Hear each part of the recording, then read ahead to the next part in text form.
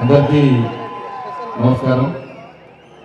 నేటి కార్యక్రమ సభాధ్యక్షులు గౌరవనీయులు సోదరులు నగర corporation chairman mayor Shri Sunil Rao గారు, నేటి కార్యక్రమ ముఖ్య అతిథి చాలా బిజీ ఉన్నప్పుడు కూడా ఎట్టి బస్సులో కరీంనగర్ రావాలి సార్, స్మార్ట్ సిటీ పనులను ప్రారంభోత్సవం చేయాలి, చాలా సమస్యలతో ఇంకా తల్లడిల్లుతున్నాం, కొన్ని ముఖ్యమైన అంశాలతో కూడా ప్రజలు ఇబ్బంది పడుతున్న సమస్యలతో మీరు వచ్చి మాకు ఆశీర్వదించాలని చెప్పిన వెంటనే గౌరవ మేయర్ గారు కోరిన వెంటనే వారిని కోరిన తర్వాత నేను మన పొంగిరెడ్డి శ్రీనివాసరెడ్డి గారు ఢిల్లీ పోయినప్పుడు అప్పుడే పొన్న ప్రభాకర్ గారు కూడా ఫోన్ చేసినప్పుడే తప్పకుండా మంత్రి గారిని కరీంనగర్ తీసుకురావాలని చెప్పిన తర్వాత వారు వెంటనే అన్ని పనులను పక్కబెట్టి ఈరోజు కరీంనగర్ రావడం జరిగింది.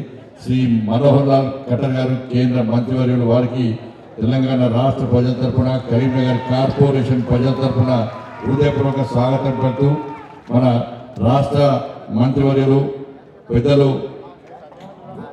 పొంగిరెడ్డి శ్రీనివాసరెడ్డి గారు వారికి కార్యక్రమం సంబంధం లేకుండా ఎట్టి బస్సులో కరీంనగర్ కూడా నా శాఖకు సంబంధించి గృహాలు ఎక్కువ ఇస్తా, ఇంద్రమ ఇళ్ళ ప్రధానమంత్రి ఆవాస్ యోజన కింద ఇండ్లను మనకు ఎక్కువడానికే వచ్చినటువంటి మా పొంగిరెడ్డి శ్రీనన్న గారు, అదేవిధంగా మా అన్న మా సోదరుడు పెద్దలు గౌరవనీయులు శ్రీ పొన్నం ప్రభాకర్ గారు, అదేవిధంగా గౌరవనీయులు స్థానిక శాసనసభ్యులు మా అన్న గౌముల కమలాకర్ గారు.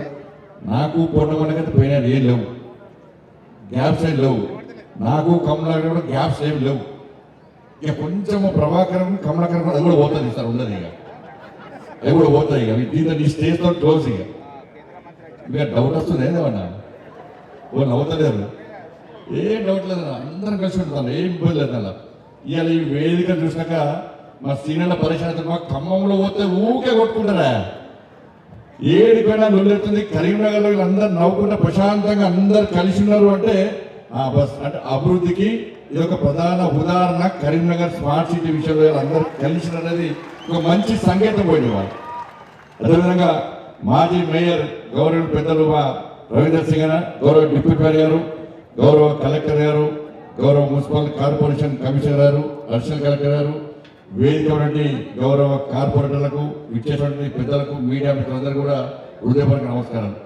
చాలా సంతోషం, చాలా రోజుల తర్వాత ఈరోజు స్మార్ట్ సిటీ పనులను పూర్తి చేసుకుంటున్న సందర్భంలో కేంద్ర మంత్రివర్యులు ఒక సాధారణ కుటుంబం నుంచి చూడండి నాయకులు శ్రీ మనోహర్ లాల్ ఖట్టర్ గారు, వారి తండ్రి కిరాణా షాప్ నడుపుకుంటున్న సందర్భంలో ఆర్ఎస్ఎస్ ప్రచారంగా వచ్చిన తర్వాత రాజకీయాలకు వచ్చి హర్యానాలో 2 పర్యాయాలు ముఖ్యమంత్రిగా ఉండి కేంద్ర పట్టణాభివృద్ధి, విద్యుత్, దాంతోపాటు హౌసింగ్ మంత్రిగా 3 ప్రధానమైన బాధ్యతలు చేపడుతున్న వ్యక్తి వారు. నరేంద్ర మోడీ గారికి చాలా ఇష్టమైన వ్యక్తి కాబట్టి 3 ప్రధానమైన శాఖలు వారికి ఇచ్చిన వాళ్ళు. ఇవాళ మన అందరి విషయాలు మన సమస్యలను నరేంద్ర మోడీ గారికి తీసుకుపోయి ఈ కరీంనగర్ కార్పొరేషన్ ఇంకా అందంగా తీర్చిదిద్దాలని చెప్పి ఒక ఆలోచనతోని వారు మనందరినీ ఆశీర్వదించడం రావడం జరిగింది. చాలా సంతోషం. ఇప్పుడు ఉదయమే ఒక పార్కు, దాంతోపాటు కమర్షియల్ కాంప్లెక్స్, దాంతోపాటు 24 గంటల నీటి సరఫరా. మీకు తెలుగు రాష్ట్రాలు కాదు, ఈ సౌత్ లో ఎక్కడ కూడా ఈ దక్షిణాది రాష్ట్రాల్లో నాకు తెలిసి ఎక్కడ కూడా 4000 కనెక్షన్స్ 24 hours వాటర్ కనెక్షన్ ఈ సౌత్ లో ఎక్కలేదు. మొట్టమొదటిసారి స్మార్ట్ సిటీలో భాగంగా ఇలా కేంద్ర ప్రభుత్వం కరీంనగర్ స్మార్ట్ సిటీ పేరు మీద 4000 కనెక్షన్ ఇస్తున్నట్టు నిజంగా దీనికి సహకరి కష్టపడి పనిచేసినటువంటి గౌరవ మేయర్ గారికి, గౌరవ పాలక వర్గం అందరికీ, గౌరవ కలెక్టర్ గారికి, కమిషనర్ గారికి హృదయపూర్వక ధన్యవాదాలు తెలుస్తున్నాం. కమలాకర్ వారికి కూడా ప్రత్యేక కృతజ్ఞతలు తెలుస్తున్నాం. ఇది ఎక్కలేదు కాబట్టి ఇప్పుడే మంత్రి గారు చెప్తున్నారు, కేంద్ర మంత్రి గారు చెప్తున్నారు, సార్ ఓన్లీ ఇవి 4 డివిజన్స్ మాత్రమే వస్తున్నాయి. రాబోయే రోజుల్లో కరీంనగర్ కార్పొరేషన్ అంతా కూడా ఈ 24 hours వాటర్ సప్లై ఇవ్వడానికి కేంద్ర ప్రభుత్వం మీ శాఖ నుంచి ప్రత్యేకంగా మాకు నిధులు ఇచ్చే ప్రయత్నం చేయాలని చెప్పి కూడా వారికి కోరడం జరుగుతున్నది.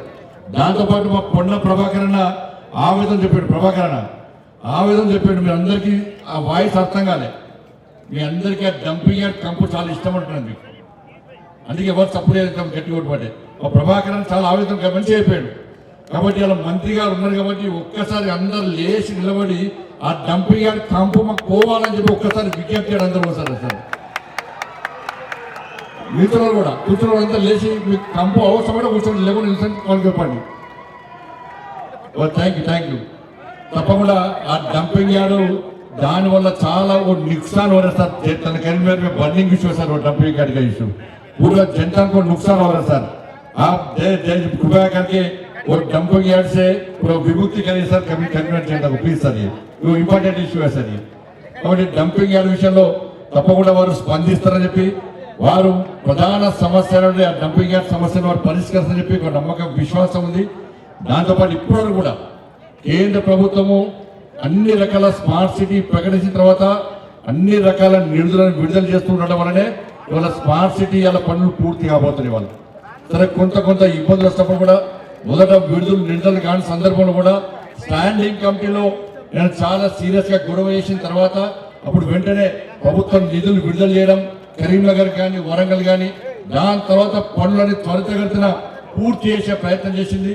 స్మార్ట్ సిటీ మిషన్ యొక్క టర్మ్ అయిపోయినప్పుడు కూడా మనోహర్ లాల్ ఖట్టర్ గారు మంత్రి అయిన తర్వాత స్మార్ట్ సిటీ మిషన్ ఆపే ప్రసక్తి లేదు. ఇప్పుడు పనులు పెండింగ్ ఉన్నాయి కాబట్టి ఈ పనులు పూర్తి ఎవరు కూడా స్మార్ట్ సిటీ మిషన్ గా ఆ టైం పొడిగిస్తా అని చెప్పి వారు ప్రత్యేకంగా పొడిగించారు. కాబట్టి ఈ రోజు ఈ ప్రారంభోత్సవ కార్యక్రమాన్ని 24 hours వాటర్ సప్లై కార్యక్రమాన్ని మనం ప్రారంభించుకుంటాం వారి కృషి వల్ల.